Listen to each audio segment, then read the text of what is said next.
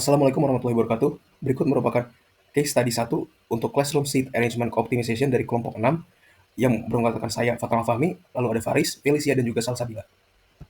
Perkenalkan, nama saya Salsabila Jawaza Nirpita. Di sini saya akan menjelaskan tentang description atau problem understanding dari case study 8, yaitu Classroom Seat Arrangement Optimization.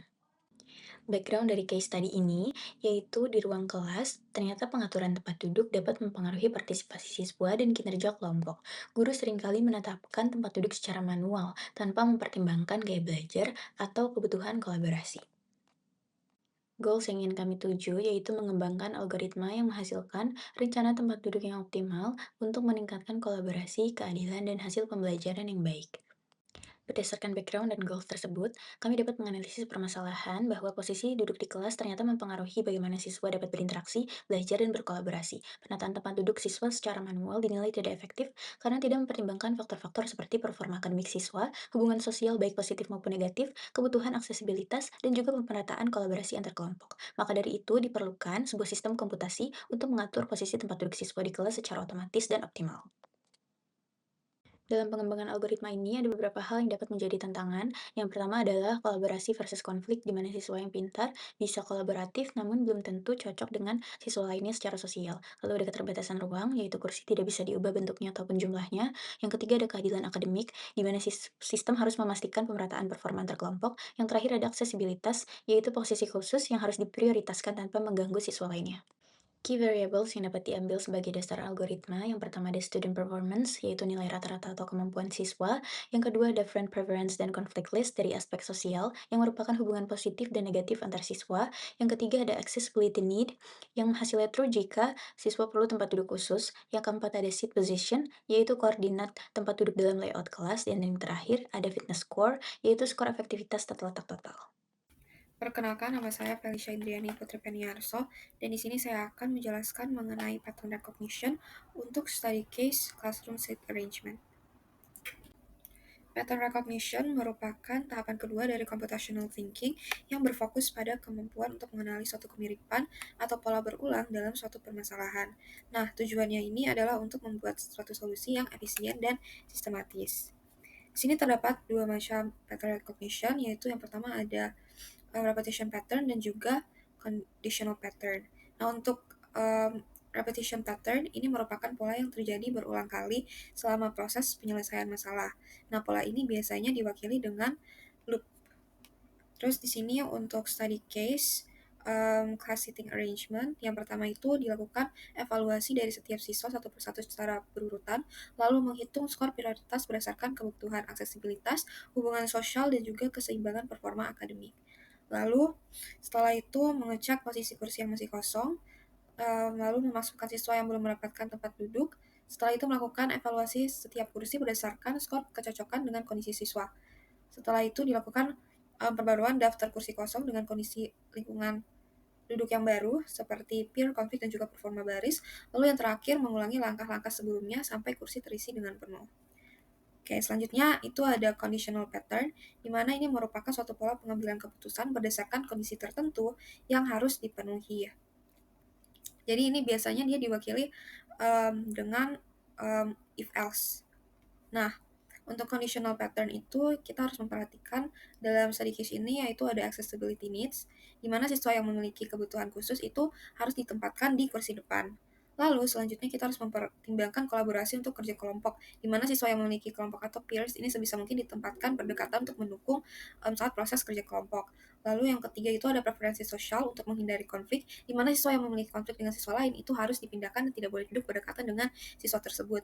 Dan yang terakhir itu ada performa siswa, di mana siswa yang berperforma tinggi itu dalam satu baris tidak boleh terlalu banyak, sehingga kalau misalnya di dalam satu baris siswa-siswa ini secara jumlah itu banyak, maka mereka harus dipindahkan ke baris lain atau duduk di mana mereka itu tidak saling berdekatan agar distribusi kemampuan mereka itu merata.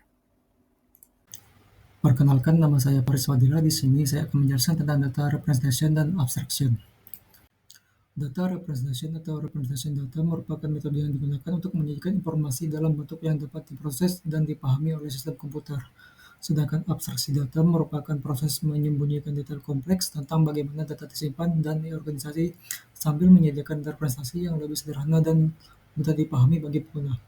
Untuk abstraksinya sendiri, terdapat fokus, yaitu berupa skor akademik, relasi sosial, kebutuhan aksesibilitas, dan posisi duduk.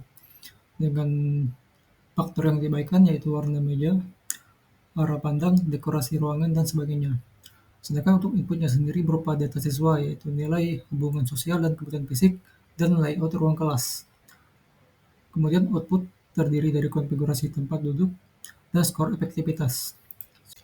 Berikut ini merupakan representasi data, yaitu berupa contoh tabel data siswa yang terdiri dari ID, nilai siswa, teman yang disukai, teman yang dihindari, dan akses khusus. Dan di sini juga terdapat rumus untuk mencari nilai F atau final score, yaitu alpha dikali C dikurang beta dikali D ditambah lambda dikali A. Selanjutnya saya akan menjelaskan tentang algoritma yang dipakai dalam case study tersebut. Untuk algoritma yang dipakai yaitu algoritma genetik, karena case study bersifat kombinatorial dan kompleks, serta memiliki banyak tujuan dan tidak butuh model matematis tertutup. GA adalah algoritma metodistik yang dirancang untuk mencari solusi optimal di ruang solusi yang sangat besar tanpa harus mencoba semuanya. Kemudian GA bersifat adaptif dan evolusioner dengan memanfaatkan kemampuan eksplorasi dan eksploitasi yang seimbang. Eksplorasi untuk memastikan semua kemungkinan posisi untuk diuji, dan eksploitasi memastikan kombinasi yang sudah baik disempurnakan. GA sendiri efektif untuk search space besar dan tidak terstruktur seperti case study tersebut. Fleksibel untuk multi-objective optimization, berbeda dengan algoritma klasik seperti Hungarian yang hanya cocok untuk satu tujuan. Dan fleksibel untuk menangani constraint kompleks yang tidak bisa ditangani algoritma deterministik, dan efisien untuk struktur problem yang tidak dapat dimodelkan secara eksak. Perkenalkan, nama saya Fatal Fahmi. Di sini kita lanjut ke visualisasi flowchart dan juga pseudocode dari program yang ada. Pertama, untuk flowchartnya sendiri, kita start atau mulai, dan kita lanjut ke proses pertama, yaitu memasukkan data siswa dan layout. Lalu kita lanjut lagi ke sequence proses kedua, yaitu evaluasi fitness dengan formula alpha dikali C min, beta dikali D, tambah gamma dikali A. Lalu kita lanjut ke proses selanjutnya, yaitu memilih susunan terbaiknya. Dilanjut lagi ke lakukan crossover dan juga lakukan mutasi. Dan selanjutnya lagi kita dihadapkan pada proses decision, yang dimana ini untuk menentukan apakah F-nya itu sudah stabil. Jawabannya bisa dua, bisa ya, bisa tidak. Jika ya, itu akan dapat output berupa susunan terbaik yang nanti akan dikeluarkan hasilnya. Yang juga sudah dapat hasilnya, itu akan stop proses atau selesai. Cuman jika tidak, dia akan mengulang lagi ke sequence proses yang dimana itu pilih susunan terbaik. Jadi goalnya ini adalah untuk menentukan apakah F-nya stabil. Jika iya, prosesnya selesai. Namun jika tidak, dia akan terus mengulang ke sequence pilih susunan terbaik. Begitu. Lalu lanjut untuk visualisasi pseudocode-nya bisa dilihat dulu. Nah, di sini dimulai dengan menginisialisasi populasi secara acak dengan simbol P. Di sini dibangun beberapa susunan tempat duduk acak atau populasi awal bisa dibilang. Lalu dilanjut dengan mengulangi hingga konvergen. Di sini dievaluasi tiap susunannya dengan fungsi yang sama tadi. Namun di sini bisa diperoleh keterangan C-nya itu tingkat kolaborasi antar siswa, D-nya itu tingkat konflik, A-nya itu tingkat aksesibilitas. Di sini juga dilakukan seleksi, crossover, dan juga proses mutasi, di mana seleksinya itu memilih susunan terbaik berdasarkan nilai F. Crossover itu menggabungkan dua susunan atau bisa dibilang pertukaran posisi siswanya. Lalu mutasi itu mengubah acak sebagian posisi atau menjaga variasinya. Dan di sini juga mempertahankan solusi terbaik atau elitismenya. Dan yang terakhir itu diakhiri dengan mengeluarkan susunan terbaik atau fitness atau kecocokan tertinggi. Selanjutnya, kita lakukan uji pada proses-proses yang sudah ada dengan dua variasi. Yang pertama, analisis kompleksitas melalui Big O. Di sini kita bisa lakukan evaluasi suatu solusi, yang dimana solusinya itu adalah O(n) kuadrat dengan totalnya itu divisualisasi dengan O G kapital dikali N kapital dikali N kuadrat, di mana G kapitalnya itu jumlah generasi, N kapital populasi, dan N kecil adalah jumlah siswa. Nah, di sini terbukti bahwa ini efisien untuk jumlah satu kelas kurang dari 50 siswa. Ya, jadi untuk selanjutnya itu kita uji efektivitas atau sample test, yang dimana ada 5 parameter, dan juga parameternya itu memiliki nilai.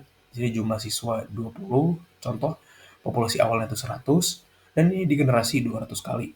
dan waktu per generated-nya itu 0,7 detik. Di sini dapat hasil kolaborasinya itu up 21%, konfliknya itu down 27%, dan aksesibilitasnya itu 100%. Demikian pemaparan study case dari kelompok 6. Terima kasih atas perhatiannya. Mohon dimaafkan bila ada kekurangan selama penyampaian dari kelompok kami. Assalamualaikum warahmatullahi wabarakatuh.